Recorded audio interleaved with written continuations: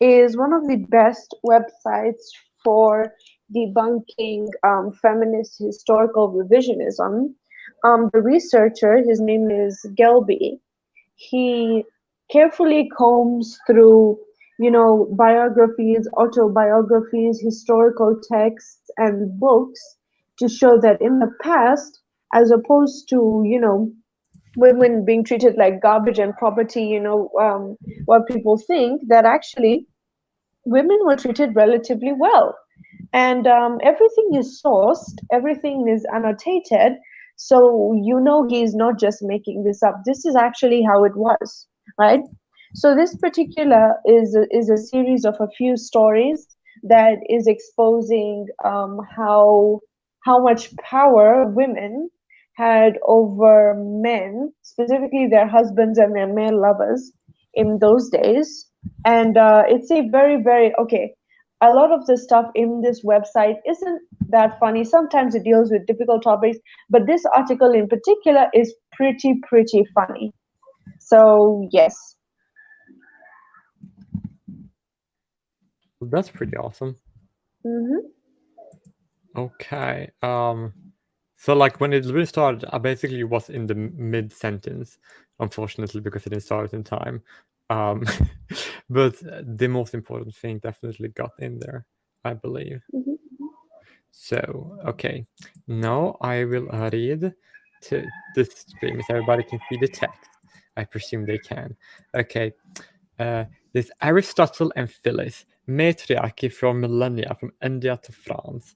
And there's a picture of this woman, I think this is in India, right? Then he's Mm-hmm. whipping a male who She's she's riding riding. him like a horse. Oh my god. Woo, let's go, matriarchy. No, this is sad. Okay.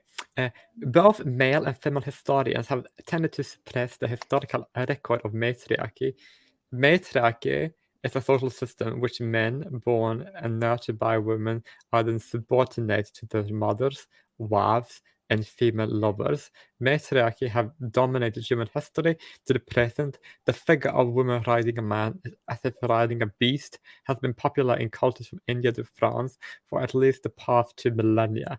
That figure indicates the historical importance of matriarchy. I think we should we can sometimes like comment whenever we finish reading a section, if that makes sense. Absolutely. Absolutely. Yeah. So here he's basically talking about how this caricature of women riding on the backs of men has been popular not just in Western countries but Eastern countries as well. So it's very, very interesting to see how, supposedly, men have been, oppressing and dominating women, how actually, well, women have been dominating men a lot too, Oh yeah, absolutely. Like I don't like isn't it kind of I would say it's almost like sexist against women that people have ignored in that part of history. Well, I would say to that, Jay Willie, there is a lot of power in being portrayed as a victim, you know? Oh yeah, that's true. Yeah. So, the thing is, like, they've portrayed men as the oppressor class, and they've absolutely torn men apart for it. You can't complain about being killed because you're a man. You can't complain about being raped because you're a man. You can't complain about being a victim of domestic violence because you're a man. But because you're a woman, it doesn't matter if you're the vast majority of people in colleges. We're going to give you extra scholarships anyway. You know, it doesn't That's just matter if you, supremacy. yeah, it doesn't matter if women are, let's say, for example, only 25 to 30% of those who are murdered. We're still going to focus exclusively on them and ignore all the men that get killed. So there's actually a lot of power in being portrayed as a victim. Oh, absolutely. Like that's the reason why so many people try to do it in order to get power. Because if you're a victim, you can basically gank the state to give you free stuff for no reason. Well, for a reason, and that reason being a victim. Yeah, absolutely. So, yeah, so it's basically just gynocentrism. Yeah, no, that makes sense. That's Yeah. so bad though. But do you want to hear a theory I have about Greek armies in the past? Uh-huh. I think I read, I'm not sure, right? and that was that they would rather have gay men to be in the military, because if you have gay male soldiers, they don't have wives to worry about, and they would care about each other more, and they also if you're gonna have your military raping their conquerors, then it's better that they rape the men than the women. Whoa, that's scary. But I actually yeah. honestly believe that that's one might be a reason why they would have preferred male soldiers back in the day, of course, not now. You know, it's the same thing in Afghanistan. When you look at things like Bachabazi, they literally said that one of the reasons why it's so popular is because raping a little boy is seen as better than defiling a woman. Oh, of course, because if a woman is a virgin, that's a good thing, and if you take it out of the wedlock, that's like a sin. So it's better to just rape a little male. Yeah, Apparently, which is so terrible if you think about it. it's horrible. It's like, and Anyway. therefore, you basically have all these Western. They're basically Western media. They're basically like, you know what? We don't. They're like, it's like people say, why do they ignore this? Like, it's not that they, okay, but why do they don't know about this? It's not that they don't know. It's just not that they don't care, because they're all female supremacists, and that's the reason why they can go fuck themselves. We need that guy. Who was that guy we were watching yesterday? The antisocial contract or something like that. You know, that guy who was talking about the sent this pagan. to a group chat he's in, actually. Yeah, you should tell him to join us. I think he'd really get a kick out of reading this. Anyway, let's continue. Oh, that's a good plan, because I have followed through. Okay. We read slowly just so he can catch up. I'm gonna butcher this. I'm sorry, but the Panchatantra, a collection of tales arising in India about 2,000 years ago. Jesus provides an early example of the Mithraki figure. The frame story of the Panchatantra, a book 4, tells of a crocodile who sought to kill his old friend. A crocodile sought to kill his friend because the crocodile's wife wanted to eat his friend's heart. The wife said that she would starve herself to death unless the crocodile killed his friend for her. The crocodile, ruled by his wife, sought to kill his friend. Yeah. So, power struggle, tantrum. You know, this wife was acting like a kid. You know, I don't know what else I would expect from crocodiles. No, absolutely. But yeah, no, this is actually a pretty popular story that I heard many times when I was young, by the way. But you know, the funny thing is that they usually focused on like the male crocodile and not the female crocodile. You know, as in like the male crocodile did something wrong, not the female one. You know, but like it was only older. It was only when I was older that I actually looked at it from a gender sensitive lens. You know. Mm-hmm. No, that makes sense. Yeah. Okay, and now we're gonna. It's like they're basically because the male one's the only one capable of doing wrong. I think. I don't know. No, I don't think so. But that seems to be the. Okay. While the story of the Panchatantra, book 4, is an exposition of matriarchy, the enduring figure of matriarchy occurs as a tale within that frame. The friend, who is a monkey, learned of a crocodile's plot to kill him. After he escaped, the monkey told the crocodile a story about a king a long time ago. The king ruled the whole world. The king's wife got angry with him. The king responded to his wife, "Beloved, I cannot live a moment without you. I will fall at your feet and beg your pardon," she said. She said, "If you hold me a bit in your mouth and let me climb on your back and drive you, and if when driven you neigh like a horse, then I would relent." This is the funniest thing I've ever read in my life. This couple was wild. I think it makes it even funnier though when I'm reading it like to you, because of my voice and all that. This was really, really wild. That is insane. That is completely crazy. Like, what the fuck is wrong? Or what the fuck is? Jesus Christ! It's really fucked. Absolutely. The Honestly, king. like, Go on. No, you go. honestly, like out of all the stories in this Purple Motes book, this one is the most lighthearted and funniest one of them all.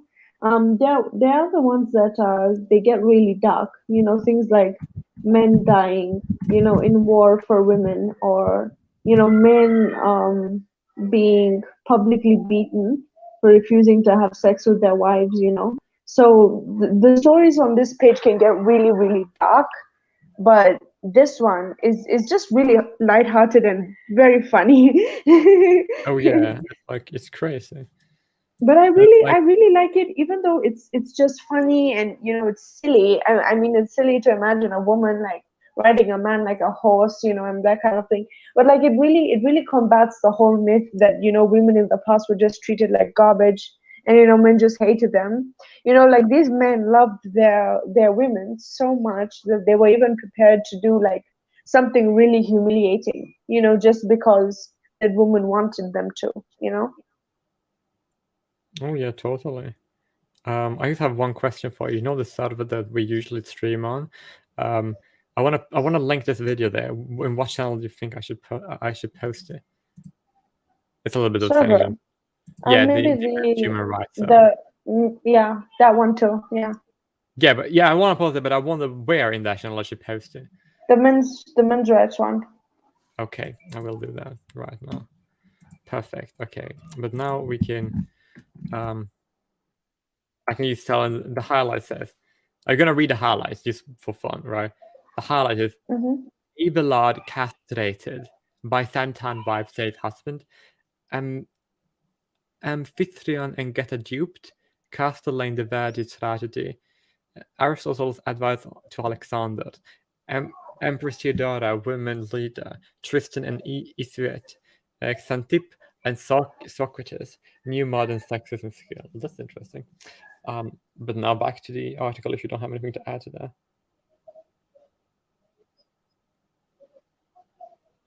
Okay, there's a the king obeyed his wife. He accepted a bridle in his mouth and neighed like a horse while carrying his wife around his back. That's the power of matriarchy. Oh my god. Oh my god, this is hilarious. I just can't. It's yeah. It's like what the fuck. I don't know what to say there, to be honest. It's Okay. very, very funny. Now, the Matriarchy figure spread across Mesopotamia. The figure occurs in an early Arabic book doubtfully attributed to Al-Jahiz, a learning 19th century Baghdad intellectual. A Turkish manuscript in the library of the King of France, 1770, included the Matriarchy figure as the centerpiece of a young sultan and his old vizier. Oh my god. This is going to shed some norms. It's going to shed some norms, guys. I guess it will. Will it? Perfect. Okay. No. Let's shed it. In the Turkish story, an old vizier chastised the young sultan. Chastised. Yeah, thanks. The young sultan for spending too much time enjoying pleasures of the slave woman in his seraglio. After the sultan greatly reduced his time in the pleasure with the women protested. One of the sultan's slave girls asked to be given the visit. She wanted to demonstrate that he could not resist her power. The sultan agreed to the transfer. The vizier soon became enamored of his new slave girl. And despite the vizier falling to his knees and imploring her, the slave girl threatened him threatened him severely, and refused to sex with him. but she offered him a bargain. If he would obey her completely for one day, then she would yield his passionate desire. The vizier said, I can't read. "I refuse you nothing," replied the old vizier to the slave girl. "You shall forever experience from me an equal complaisance."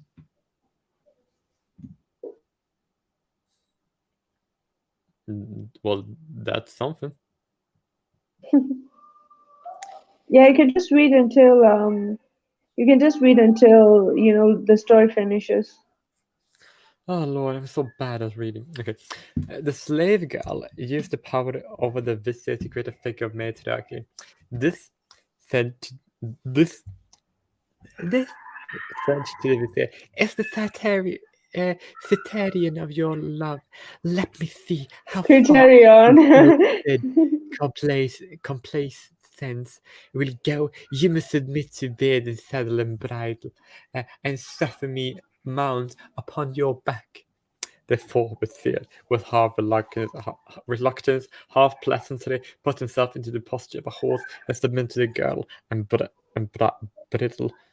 Not merely a wife, but even a slave girl can rule a male ruler. That is wonderful.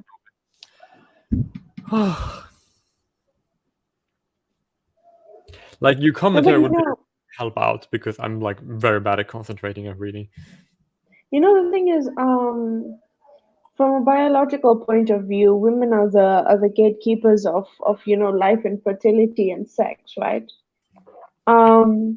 So if women refuse to have sex with men, then like there's really nothing that men can do.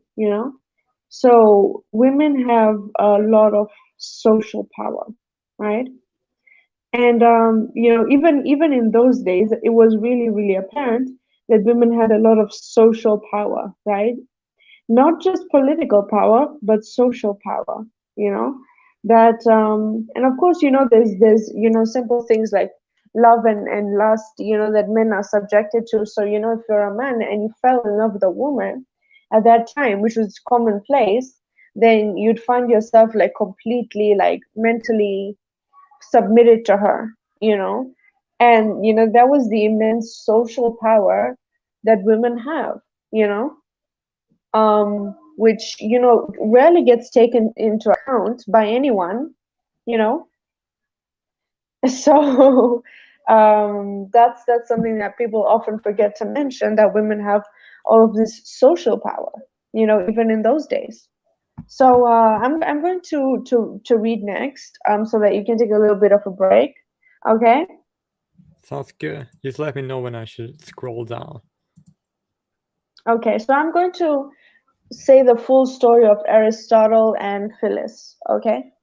Mm-hmm. So yeah, 1 second. Let me just get some water. But basically, this is about Alexander and his tutor versus his slave girl, I believe, called Phyllis.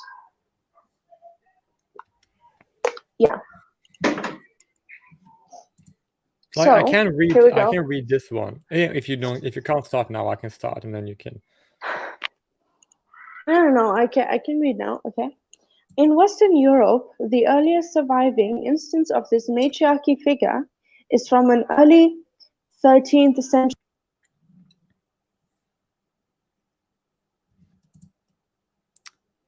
Okay, I'm gonna pick up.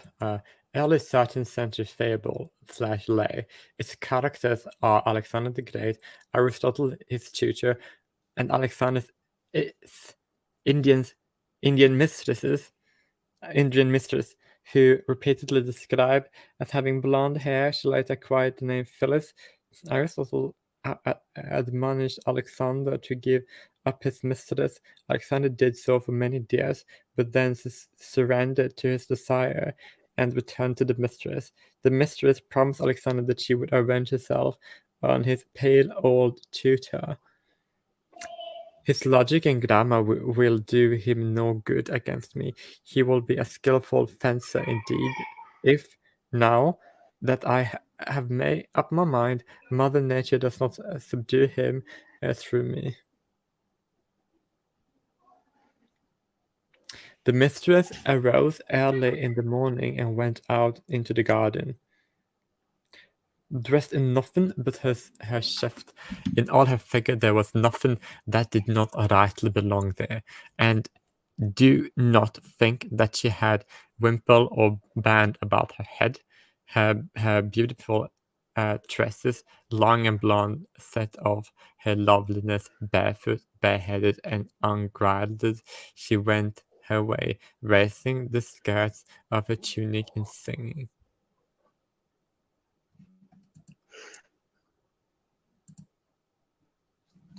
The scholar Aristotle's thoughts became his desire for the mistress's body.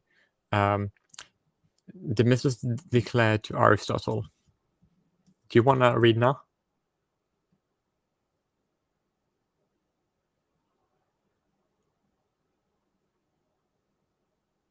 Can you hear me? Yeah, now I can hear you. Okay. 1 second. Okay. Can you still hear me? Yeah. Okay. The scholar Aristotle's thoughts became his desire for the mistress's body. The mistress declared to Aristotle, "Ah, tutor," she said, "before I yield to your folly, you must, if you are so stricken with love, consent to do a strange thing for me. For I have been seized with a great desire to ride astride you over the grass in this garden. And I want you to wear a saddle, for so I shall ride more respectably. The old man replied joyfully that he would do that willingly, and as one who belonged to her entirely. The god of love must really have overwhelmed him to make him carry a palfrey's saddle on his shoulder into the garden. You can imagine how mad he looked carrying.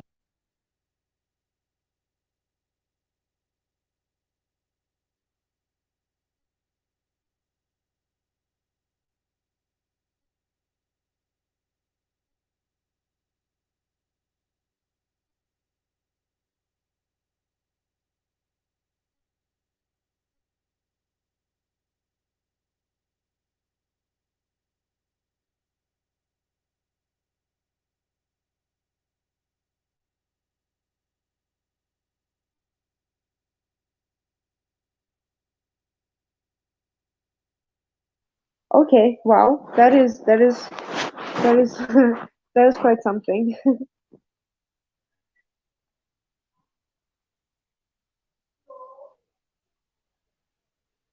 Okay, Willie?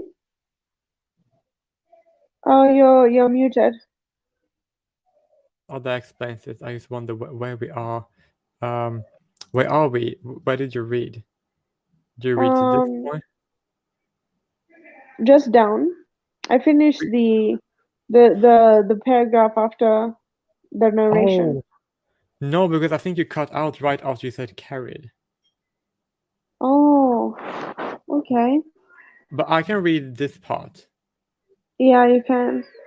Okay, the matriarchy figure of a woman riding a man as if he were a beast. The story of Aristotle and Phyllis subsequently became widespread in European literature and art.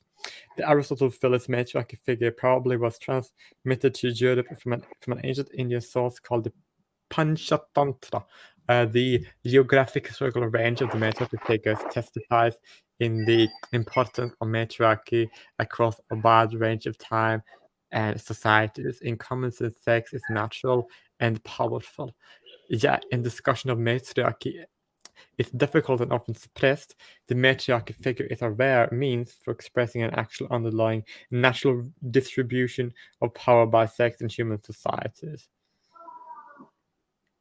Absolutely.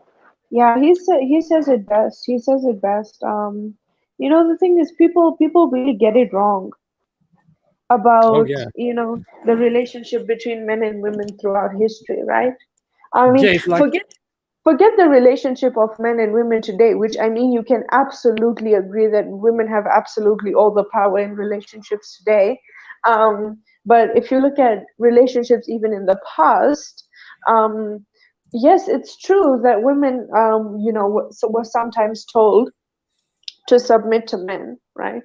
But that was because men had to literally provide and protect for women legally. No one was yeah. going to come to you and arrest you for not submitting to your husband or something. But Mhm. people like men specifically could be jailed if they hit their wife, or if they refuse to pay for certain things in the house and that kind of thing. So, and then there's also the concept of, again, if a man wants to attract a woman, he has to compete with every single other man there, you know, which of course wasn't easy, especially in those days, right? Oh God, no. Yeah. Like, So but now it's almost like in a way really bad, because like now it's a lot of times that rather than to compete for men, you basically make sure that all the women get all the benefits they get from men through male taxpayers rather than through voluntary relationships. absolutely, absolutely. And I think that's very unjust. I think it's bad. I think it should be fair. It should be equal. Absolutely, absolutely. Hmm. So I think you can just continue reading and also look at that beautiful illustration. It's very, very funny. Oh yeah, that's gonna be funny for the viewers when you go down to that. I've seen it. Many scholars have confused matriarchy and patriarchy. According to the newest literary theory, the root of that confusion is the male fear of the inequality in penetration, inadequacy in penetration. Every male ruler has a mother, and most at least a female lover. The implication of binary difference in a relation of domination and subordination, like that of hydrogen and oxygen. Foucault, Butler, increased scholarly uh,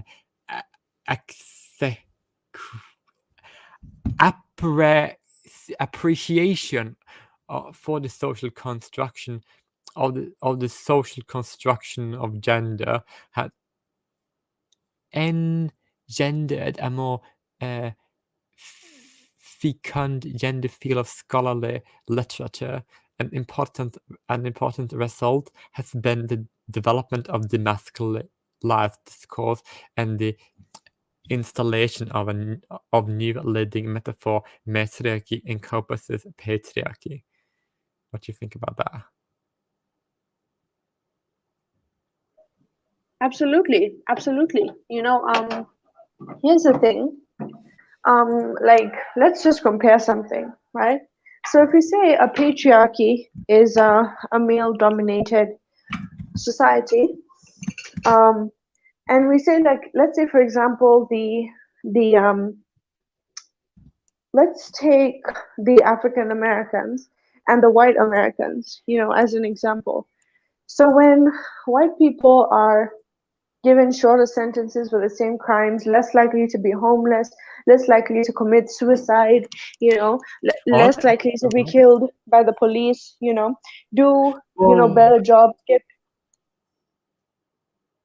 yeah, go on. I mean, like, there is like there are various different reasons for all of these things to be. So these are like the results. Does that make sense? Which are bad results, by the way. But I just wanted to add. You can finish if you want to.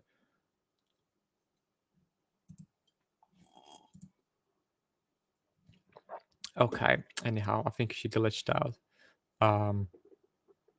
Okay, but there's one like example I have is that like one thing I've seen happening, right?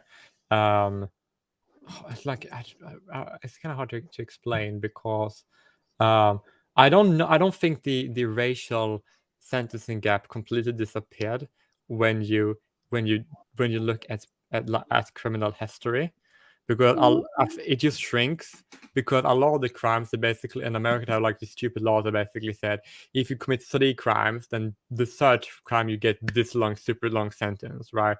Um, which is like very unfair. So therefore, if people commit the same crime and they have a larger criminal history, they would have more likely to they are more likely to be, they get a much longer sentence. So the racial sentence gap go down a little bit when you look at that. It doesn't disappear, I think, but it goes down, right? But if you go to the gender one, nothing happens if you go through every single variable. Absolutely. Yeah. Right. So basically, you know, if you have you know, a gender who's responsible for more consumer spending, you know, who works less, does much safer jobs, does much better jobs, is more well educated, especially these days, who's more protected from crime in general, you know, then how can you say that that is the gender that is being oppressed?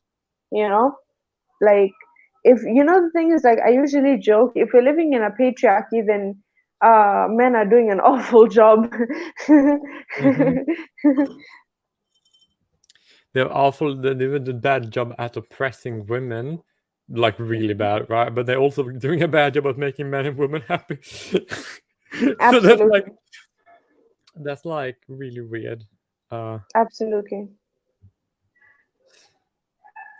Well, like, it was something I wanted to add to this. It was like I did like have another video, right?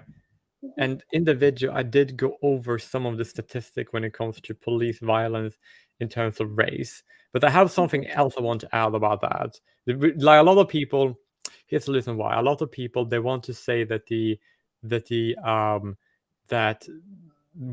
kind of it does make sense. I'm not going to dismiss this, because a lot of people say, oh, but there are more black people being killed by police because they're more likely to commit crimes, right? Well, that is technically true. There is another variable that people seem to forget about this, right? That is that if you are police, right, and if you have seen disproportionately, and if you have seen more black people being criminal, right, that could lead to you developing prejudice. At least some would, not all, but some would, right? And that means that you might take harder action to a black suspect as you wouldn't do to a suspect of another race, because of your experience with more black criminals, if that makes sense. And therefore, therefore, the black on black crime is actually more of an explanation. It doesn't like take away why they get could lead to disproportionate targeting. And I'm not saying that it's like that. So it's more like therefore it's important to, at least why I think it's important to not dismiss that, because it's actually leading to some police officers developing more racist or prejudicial actions when it comes to dealing with suspects of various races, if that makes sense. And it's also true that if you looked at affluency rate for a predominantly black neighborhood compared with that of the other races, that affluency rate will be lower on average. Even though there are very affluent black neighborhoods, I must say that, right? But on average, if you combine all of them, that affluency rate might be lower, and therefore in those areas, the police might be more likely to use excessive force, and therefore there will be a little bit more people who are black that would be affected by that, if that makes sense. So there are many reasons for these things being the case, and I don't want to explain away it, but I want to explain all the reasons. And if you want to, in order to fix all these things, it's important to look at all the variables so that we can have better solution, because the facts lead to solutions. So that's basically what I wanted to add, if that makes sense. Absolutely. I think it's very important to look at both sides, to look at police brutality against black people, and also reduce black on black crime through better education for black students, better housing, better social programs, better job opportunities, a reduction in drug use among young black people, especially young black men, and get more father figures in the black community, all of these things that should be achieved. we also know that if you look to people who are criminals, they are far more, like majority of American criminals are more likely to have no fathers, right? And the reason why there are more black people that have no fathers it's because of the policy by Lyndon Johnson. He basically said we can have a welfare state to help you get out of poverty as a result of Jim Crow, right? And therefore he basically said, oh, but you cannot have a father in the house. And this is what led to black people being less likely to grow up without fathers, because in the past I actually have told that black people are actually leading the way in when it comes to having good family structures, because they needed to, because of the bad Jim Crow law. So they needed more of those things because they had less rights, access to stuff, if that makes sense. Yeah. And therefore that became reverted when all these dumbass welfare status program came in. Like if you would have it, well, that's one reason, but you can like, it would be better to have it without excluding the man. That's evil. That's terrible. That's just like, that's bad. Absolutely. Oh, by the way, people in the chat, they basically want to know if there are any like resources and facts that we can post to them. So you can either post it in the chat now if you want to, or you can send it to me so I post it in this description later, or both. I'll post the description later. But which one is he asking for specifically? Because for the increased rate of sentencing length for men and women and black people and white people, you can look at Sonja Star.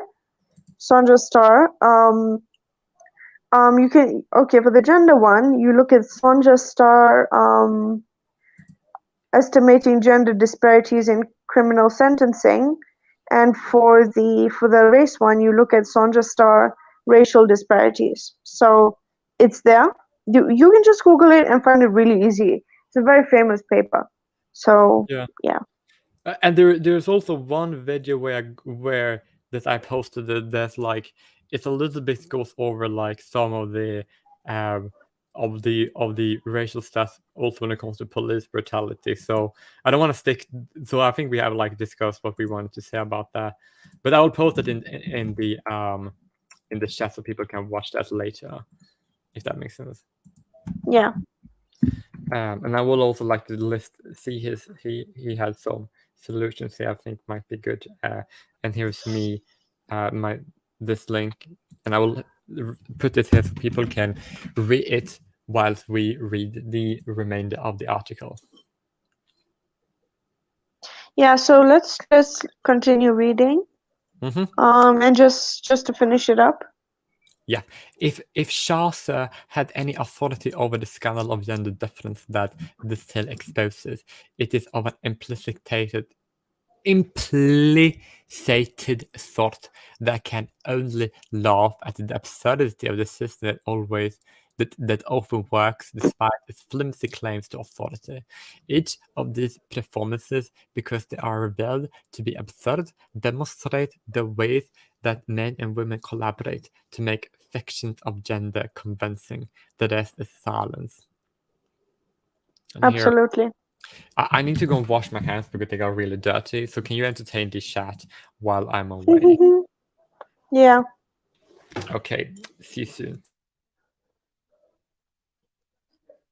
Yeah. So, as you can see, it's a very, very funny picture of this woman, riding on this guy like a horse, and I had a massive laugh, when I saw this picture. It's like, it's literally one of the most funny pictures I've ever seen. I am just so shocked that I never came across this picture, but anyway, I'm a huge fan of like reading like historical sources and facts, and what I've really come to learn is that when we look at men and women in the past, we really focused on the 1% of times that men were bad to women and ignored the 99% of times when men were good to women, So it's something that we need to get better on. We need to do more to really look at historical sources, rather than just to say, oh, women in the past were treated like property, or women in the past were treated like garbage, because that wasn't true at all.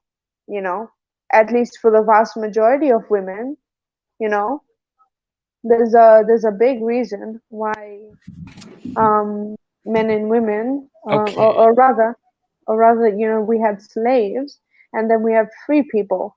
And when you look at slaves throughout history, the vast majority of them have been male, which I find, ironic. I think the reason why is because they think that men can be used for stuff like hard labor better, if that makes sense. Yeah, absolutely. And like a woman, if you go to slavery, are most likely to be house slaves more than men have been. And if you look to slavery, it's an interesting fact people don't know about American slavery. They considered the parent family unit to be with mother and children, so they can actually sell. So they were actually sold people that were mothers together with children, but didn't bother with selling it with the fathers. That's very sad.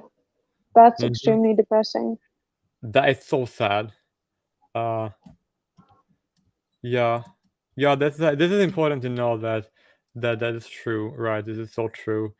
Because if you look at Europe, a lot of people in like if you look at many European countries, they had like not only slaves from other colonies, but they did have slaves from their own countries, right? So I think that was the case with like my great grandmother or father or something like that actually lived in such conditions in parts of Europe in the early 1900s, which is kind of crazy if you think about it. Oh, he also this picture is about we are looking at matriarchies in works of fiction history. And so that's what picture is about, and there's an interesting information that he brings up here, where they basically there were African American plantation owners as well in the South. That's so true. That's actually kind of important, and that's actually interesting.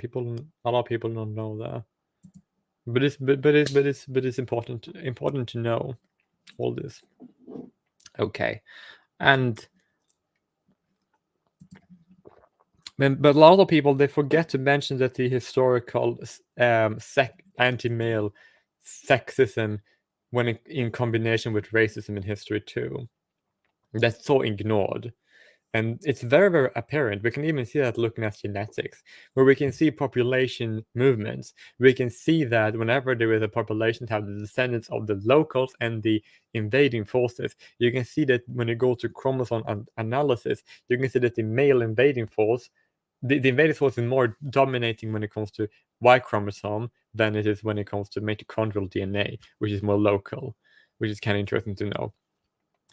And it's also true that when it comes to people using racism in the past, they have used it to they have the racist stress narrative of mainly against the men of the other race. Absolutely. This is Absolutely. The thing is, like, we've had this narrative of, men in the past hated women and, treated them badly so many times that people take it as the gospel truth without actually looking into it and seeing if it's true, And I began to look into it, honestly, because I also took it as the gospel truth, by the way, when I was growing up. Me too. Yeah. And so I read this book, and this is a very, very good book. If you also want to read, apart from Purple Motes is amazing. But if you want like a much more compact, fast punching book, go read The Privileged Sex by Martin van Creveld. It's a very, very good book. It deals with a lot of historical myths. So in that book, he talks about how the witch hunts were not done to oppress women. Actually, it was much more complex, but it wasn't a gendercide like what people thought, That's so and true. and how, Hitler did not hate women, and he did not oppress women the same way he oppressed Jews and gay men. Oh, He absolutely. actually did things in correspondence with women's groups at that time, you know. And it's not true that Greek men hated women or that they were treated like garbage, Greek men, like most other men, loved women, and Oh, did treat them well. So there was also he also looks at the history of women when it comes to law, how women were usually spared the worst punishments and how those were given to men. Like in the past in UK, you could whip a man in public, but you could not whip a woman. It was banned, for women, right? And how only men could be hanged, drawn, and quartered, but not women, right? wow. And then, Wait, oh, drowned? huh? Did you say drowned? No, hanged, drawn, and quartered. Um, so basically, they would take a man, they would hang him almost to the point of death, then they would remove him, right? So he would be in a lot of pain by this point, right? Then they would cut him, like they would like castrate him publicly, you know, and even like cut him like on his belly and stuff, so that like he was in severe pain. And then they would attach him to like two separate horses and have them go the other way so that he gets ripped apart, basically, you know. The f- This Like is it so. was, yeah, it was an extremely brutal punishment, and it was given to those men who committed high treason, you know. So basically, like if you rebel against like the crown, you would be charged with treason, right?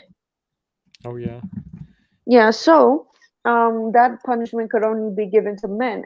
And up till today, I believe in Singapore, it's still a thing that only men can be caned, which is weird, right? Well, Singapore is a female supremacist state. Like most states at this point. Yeah, like even if you go to a place like fucking Kuwait, they're not like they're at least not male supremacist state. I actually don't know if any male supremacist state even exists. True, true. It's like it's an actual question now. Female supremacist state, does that exist? Absolutely. Male ones, don't know. I doubt it. Absolutely, Possibly. absolutely. So I So think we need to change the way we view gender issues. Instead of seeing women as the oppressed and tyrannized gender, just because some people say, hey, you don't have to work, you get to look after your kids and that kind of thing, and say that men are the privileged gender because they get to die in war. I propose that we look at things from a different way, you know. yeah, and it's one more thing I need to say about slavery, which we talked about extensively until now, right? Which is important. I need to know this. That is that when it comes to slavery, we know that men um that if you look at the draft is actually the draft is actually that a government body take ownership of a person's body and forces them to work against their will, or they Mm-hmm, at least force someone to agree to it, right? And if you go mm-hmm, to Kuwait, Switzerland, South Korea, and America, and I think Egypt too, that countries, if they have a laws like that, that is literal slavery, and it's literally fucking gendered slavery. It's absolutely, absolutely this. It's there's no that insane. That is insane. Uh absolutely. oh Lord, did you know about this? What? Did you know about this? I used highlight here. Jesus Christ, Oh what the my fuck? God, that's gross. Oh Jesus Christ. yeah, Jesus Christ, this is like horrific. Uh What the yeah, fuck? that's true. But I would have to say one thing about Taliban, right? Hmm. Um and that is that the Taliban, here's something I need to say about Taliban, right? If a man, under this Sharia law that they have there, right, a man could Hmm. literally be killed for not having a beard, and a Hmm. boy whose father had died can be lashed like publicly lashed for not financially supporting his mother and children. No, his Yeah. mother and his siblings, right? Even if he's and I think that applies to boys from the age of 9 and over. Yeah. And there's a lot Disgusting. of selling sex, boys selling sex, right, in that country. So male prostitutes would be beaten if they didn't sell sex to provide for their mothers or adults. And then the media say like, oh, isn't it sad that women might not be allowed to work? I'm like, yeah, that's bad, but what the fuck? Is that your priority, really? Yeah, the media does not care about men and boys. Oh God, You know, they if really don't. according to the media, men and boys are just all having a a big old party, while the women they are just being treated horribly, and that's just simply not the case. Mhm. Men there are being treated like garbage. Oh They yes. have barely any rights. Boys who had been receiving a good education are now going to be given a garbage Islamized education where they're not even taught the correct things. um Over 70% of the children who are killed are boys. Over 70% of the children who are raped are boys. Over like almost 100% of the children who are abducted are boys. Almost all child prisoners are boys. Like there were even a number of years when they did not even have a single female prisoner. I mean child prisoner, right? Well, they had several boy prisoners. you know they bombed boys schools so much. They and because of the Taliban, they banned bachabazi. But instead of killing the men who raped the little boys, they killed the boys instead. So how What fucked the up is that? fuck? That is It's insane. That is disgusting. crazy. Oh It's my it's God. absolutely disgusting. Like their logic is so fucked up. They said it's illegal. So if you as a boy get sold into sexual slavery, it's your fault and we're gonna kill you. But yeah, Yeah. all males there are having a good time. What the fuck, man? Yeah, and it's like the media ignore that about Afghanistan. And this is the reason why I don't think this is why I know Taliban is not a male supremacist state. Taliban is an extremely sexist state against both men and women in different ways, like most sexist societies are. Hard to be only one because a lot of the anti-male laws usually is defined by denying the female agency. So they are technically also sexist against women in that regard. But I also would like to say something about Saudi Arabia. People might point to Saudi as being an anti-women state. I'm not going to say the Saudi is like, yay, women. No, I'm not saying that. But what I am saying is that there are more places in Saudi Arabia that allow women more rights, which is good. They are making things better for them, which I really, it's relieving, right? But it's also so I don't say women are being good in Afghanistan because I know I have friends in South Africa, right? In South Africa, right, I have friends that was from Saudi Arabia, right, but no of the girls they were allowed to be exchange students. The reason why is because then they would be viewed badly when they came back to the country. We're just like, what the fuck? We're just like so sexist. Obviously, we think that. But I have to say one thing though. I have to say that in Saudi Arabia, there are basically no female homeless population because they're basically 100% male. Basically, I think it's like over 90%. I actually think it's closer to 100 than it is to 95. That's how much it's so. Is it nice to be a man in Saudi Arabia? No, really. Not to mention the segregation between boys and girls in education leads to some people who are straight behaving gay, having homosexual behavior, and then regardless of their gender, they can get killed for it even. But they only became that way because they had so much energy, right? And they couldn't get it with someone of the opposite sex who couldn't interact with them. And also because some of these men have a hard time to get women, especially if you can marry several women, right? And then there are men who are being homeless, and then if man couldn't find a woman, he might find his friend, right? And then he might be murdered for it, even though he's not gay, but he's still gonna get killed for homosexual behavior, right? So it's not really Yeah, the reason why is because if a father in Saudi Arabia have the obligation to care for his daughter, right, and she doesn't have the freedom, which is terrible. It is terrible that he has the rights. The women should have the freedom in Saudi Arabia. Definitely should have that, right? Absolutely. And it's bad because I actually talked to a guy, right? I talked to a guy who lives in Saudi Arabia, right? And he actually he had lived there. He wasn't living there now, but he actually had to be the guardian of his own mother when they went out shopping when he was 9 years old. That's so crazy. That is crazy. Okay, yeah, it's basically.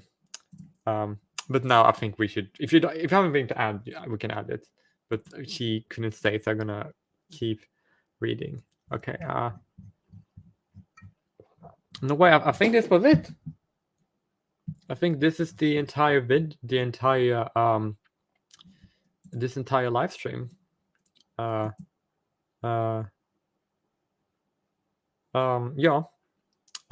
So therefore, I have to go, and this has been a blast.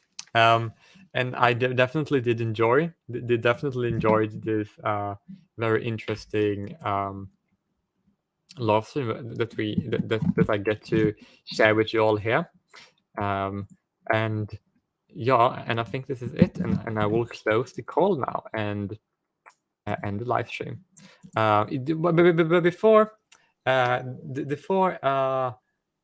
before we end it, I always want to ask if you have anything more to add to this. I think just to urge the viewers to have a different view of gender dynamics, not just to be, women victim, men oppressor, just have a different view of it, Yeah, well, it's always good to expand your mind. And I do think that we basically have, I do guess a lot of people are in agreement with us to a certain extent, if that makes sense. So yep, this is about it, and I actually need to go right now. So okay, me too. Bye. Bye everyone, and it was nice that you enjoyed it as you did. See ya. Thank you. Bye.